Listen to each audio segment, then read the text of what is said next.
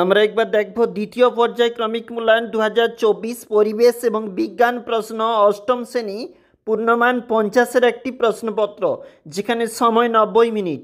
দেখো physical science থাকতে যেখানে প্রশ্নপত্রগুলি রয়েছে, সঠিক উত্তরটি নির্বাচন করো। 1x5 রয়েছে, সালফার দ্রবীভূত হয়, এটা দিয়ে কিন্তু শুরু হয়েছে প্রশ্নপত্র।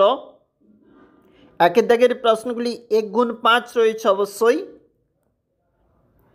এরপরে রয়েছে দেখো 2-এর দাগের প্রশ্ন, যেখানে নিচের প্রশ্নের উত্তর দাও। 1x5 দেখো,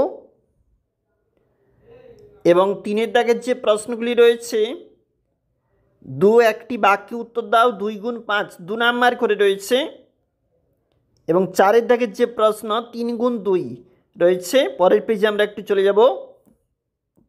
এটা হচ্ছে আমাদের 2 নাম্বার পেজ। এই 2 নাম্বার পেজে কিন্তু লাইফ সায়েন্স রয়েছে।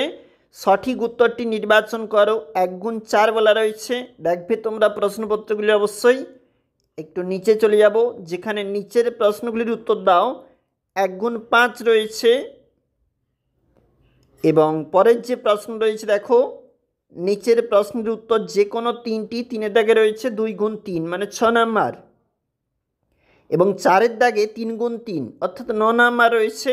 দেখবে তোমরা অষ্টম শ্রেণী বিজ্ঞান।